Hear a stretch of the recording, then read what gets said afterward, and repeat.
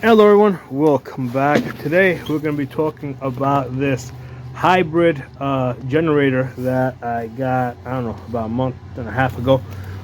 It's really just an initial review because I haven't had a power outage, so I haven't had a chance to really run it. So this is the Duramax XP 8500. Okay, so this is dual fuel.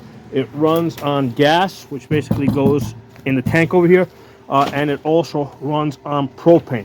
So first thing I'm going to tell you guys is if you're going to get a generator, make sure that it's dual fuel, okay? Because the experience I had with my last generator, it's not even an old generator, it was just a I don't even think it has more than 20 hours on it. So, but I constantly had a problem with it because when I would put fuel in the tank, the generator would sit for months without being used, and fuel goes bad. Gasoline goes bad.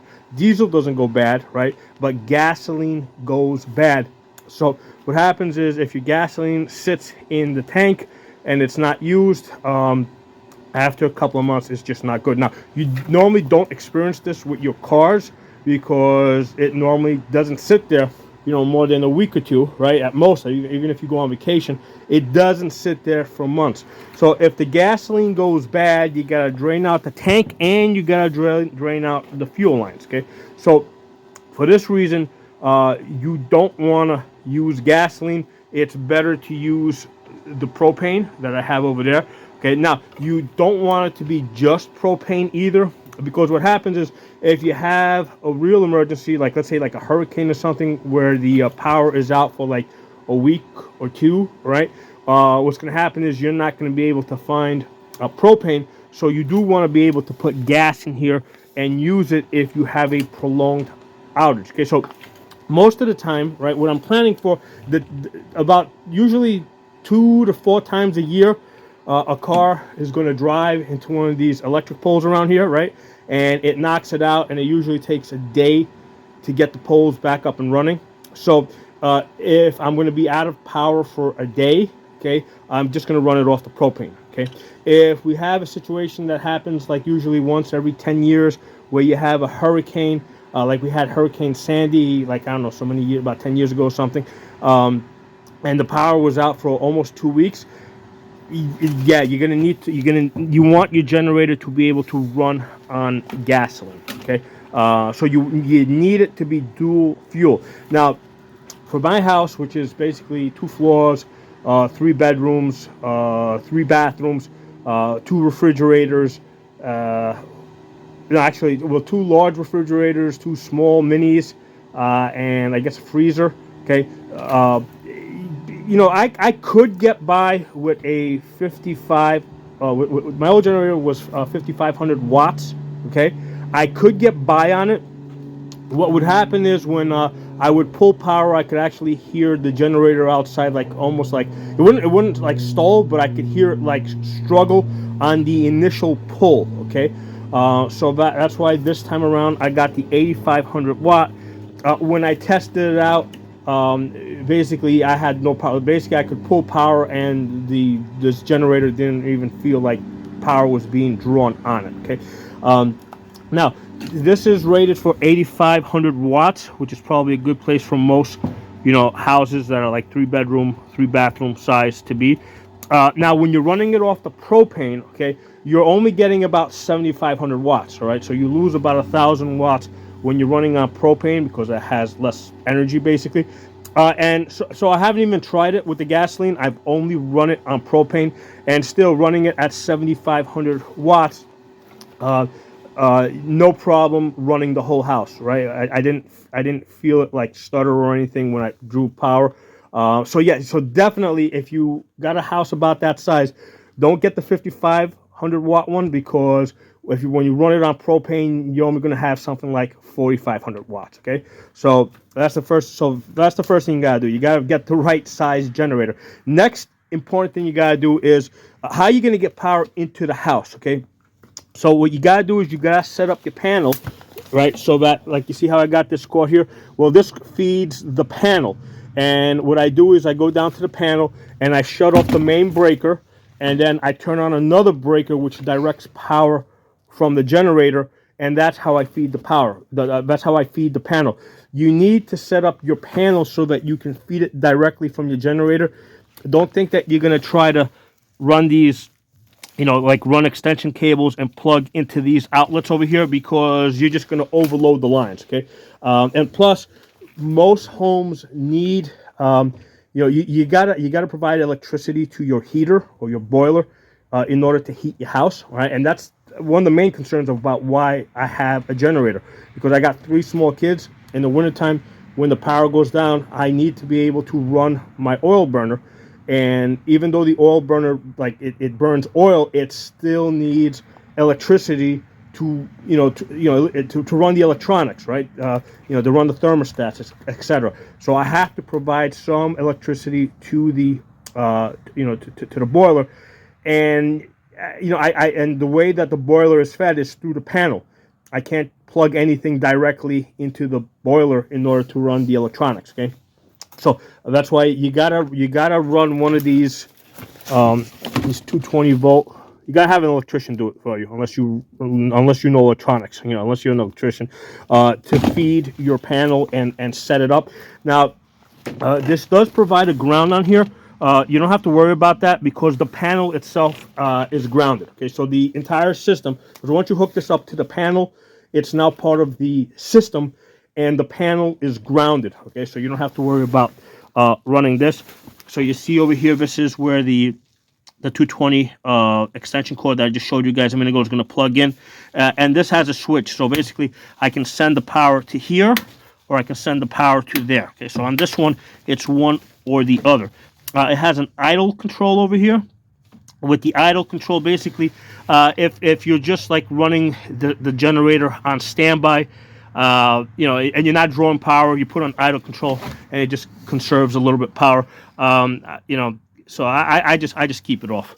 Unless I'm going to be running it on standby. Okay. It does have a way to charge your phone directly over here. It's got the USB plugs there, and you can plug in a cigarette lighter type of plug there. Okay, and that's how you start it. Now we're going to start it up. So here's the thing that I needed to talk to you guys. Let's take a look. Now, before I get to that, when you get this one, right, this is the Duramax one. Great feature about this is that it comes with the wheels, right? You got to install the wheels, but yeah, you definitely want it to make sure it's got wheels on it. Or with some other generators, you got to buy it extra. So it's nice that they include the wheels. And the other nice thing that they include is a battery, okay? Because you need this thing to be electric start. My old generator was not electric start. It was pull cord, like you see the pull cord right here. It is a major pain in the ass when the power goes out and you got no lights in the wintertime and it's freezing outside, okay, and you're pulling on that pull cord. And the problem that you're gonna have with the pull cord is that after it's been sitting for many months unused, you have to open up the filter over here, and you have to spray starter fluid into the air so that you can get this thing to start. Major pain in the ass. You're gonna sit, you're sitting there, you're cranking. Major ball buster. Okay. Nice thing about the Duramax is they actually gave you jumper cables that you can hook up to here, and they hook up to the battery or basically to the charger of your car, right? So I don't even have to open the hood up. They give you the charger cables that will plug into your cigarette lighter, so that if this battery does die, and it may die because it's sitting outdoors for months without being used at times, you're able to just quickly jump start this off your car. Okay, so the way I have it hooked up right now is I have it hooked up to these propanes here. Now, if you notice over here, I got this big one over here. Okay, it would have been nice if I could have hooked it up directly to this one over here, to this 100-gallon tank. You cannot, because they run at, this one here, the big one runs at a lower pressure. Okay, so this one's like 1.5 pounds per square inch. The generator requires something like 3 psi. Okay, so that's why you can't use this one. This is only 1.5 psi. The small ones that typically run your barbecues are 3 psi. All right. Now there is a way to convert it, but it's just going to end up being a lot more expensive. So it's just easy to have like 2 of these on standby. right? And if you need more than 2, then yeah, you got the gas tanks right there that you're ready to throw into it, okay? So what you want to do is when you're not using these, you want to turn these off because eventually they're going to leak, okay? So right now I'm going to open this up, okay? I'm going to open this up. We're going to start this. Now, this thing hasn't started in a couple of weeks, so that's one of the things we're going to do. We're going to do a test start here. Again, you got to have the electric because it can be a pain in the ass. Now, one of the things that I found that you got to mess around a little bit with is the choke. The choke is over here. You got to put this towards the right, all right? And then sometimes you got to play with it. So one of the things that I found is that first of all, this is plastic. The one thing I really don't like about this is that they made this plastic. Okay, that should have been metal because I feel like that can catch on something like my glove or something, and that can get torn. Okay, when you're running on this is basically your fuel switch. So if I was running on gas, I would turn it this way. Right now I have it shut off because I'm feeding from the propane tank. All right, let's try to get this thing started. So we're going to come over here. So the bottom is your stop. I'm going to push it all the way up. Let's see if I can get my finger in there.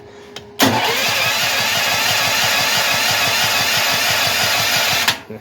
So then you got to play with the choke a little bit. So that's one of the things you got to practice with this thing, because this is like my 3rd or 4th time doing this. All right, I may have to use my other hand. Hold on. I got the phone here. I'm gonna have to use both hands because I gotta control the choke. I gotta run the choke back and forth. There you go.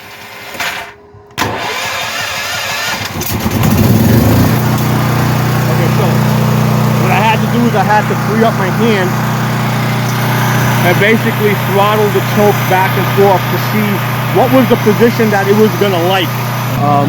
So yeah, that's one of the things that I had to practice with this thing, right? I had to practice. I had to run the choke back and forth, like move it back and forth to see what was the position that it was gonna like and it was gonna start up on, right? So one of the things I found is you can't just put it on one and think it's, like you can't just push this choke all the way to the right and think it's gonna start, or push it all the way to the left and think it's gonna start. Can I go down? Yeah, see it? Yeah, so right now it's still not hot, so it needs to be kind of like in the middle. Okay, so you got to run that choke back and forth to find the ideal position that this thing wants to be in. So right now it's cold, and as I can see, the battery is charging up.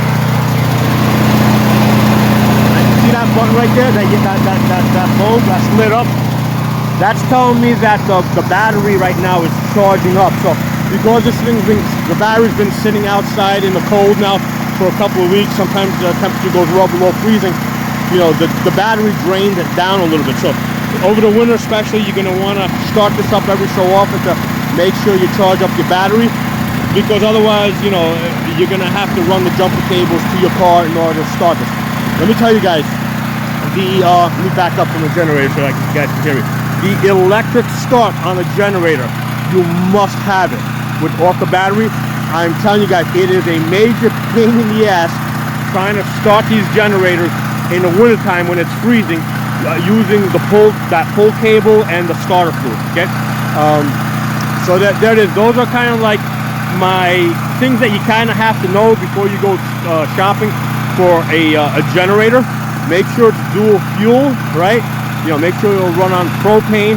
And also gas, because again, you don't want it just to be propane, because sometimes you may not be able to get propane. So you want it to be able to run on both, and make sure it has electric start, and also make sure that your panel is wired up so that you can run power directly to your panel. All right, and then that way you can supply power to the entire house. Okay, so there it is. That's the Duramax.